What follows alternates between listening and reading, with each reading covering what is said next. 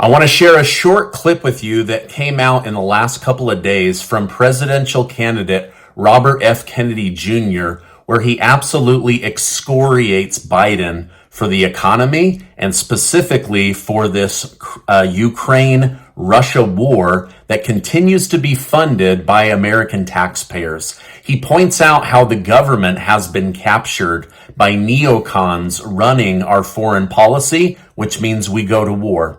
He also points out how Wall Street has captured the U.S. economy, which leads to the rich getting richer and the poor getting poorer.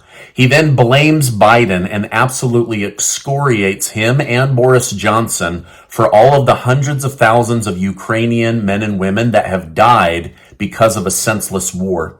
He also keeps Putin to blame for illegally entering Ukraine, but says that he would seek a peace agreement. But then at the end, I'll tell you the thing that shocked me the most. My question to you is, what's your biggest issue with President Biden's leadership? The censorship of the war and putting neocons, war-mongering neocons in charge of our foreign policy, and putting Wall Street in charge of our domestic policy and our economy. So what would you do differently? I would do everything differently. I would negotiate with the Russians, which is what they've wanted to do from day one. The Russians signed a peace agreement in March of 2022, which we just found out about, and Zelensky initialed it. And the Russians were actually withdrawing their troops in March of 2022 and April of 2022. And President Biden sent Boris Johnson to Kiev to blow up that agreement. And since then, 135,000 kids, Ukrainian kids, have died, and 50,000 Russian kids. My son went over to Ukraine and fought in the Kharkiv offensive. He was a machine gunner in a special forces unit. And so, I'm deeply concerned with the welfare of the people in Ukraine. I admire their valor. They died unnecessarily to fulfill an ambition of the United States, which was to use Ukraine in a proxy war with Russia. In fact, when President Biden was asked about what the purpose of the war was, he said regime change in Russia. When Lloyd Austin, as Secretary of Defense, was asked in April 2022, right after they blew up the agreement, why are we in Ukraine?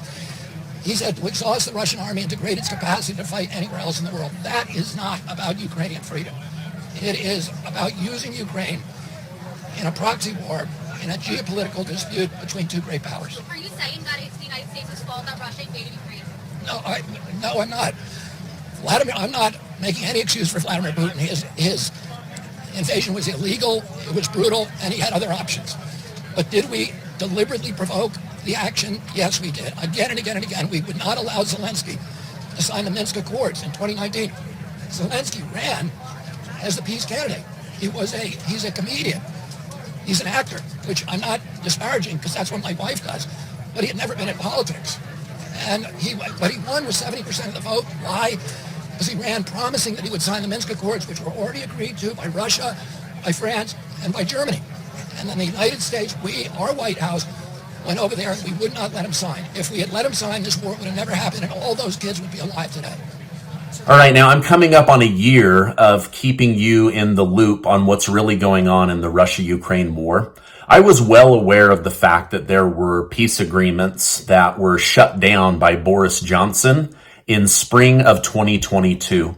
What I just learned from RFK Jr., however, was two things. Number one, it was Biden who sent Boris Johnson as his personal envoy to avoid the media attention and shut down these peace agreements. And number two, Vladimir Putin and Russia had signed the peace agreements and were ready to exit Ukraine immediately. And yet this was shut down, and now hundreds of thousands of innocent men, women, and children have had to flee for their lives or give their lives in defense of their country. I believe this is absolutely shameful and wanted to bring this to your attention.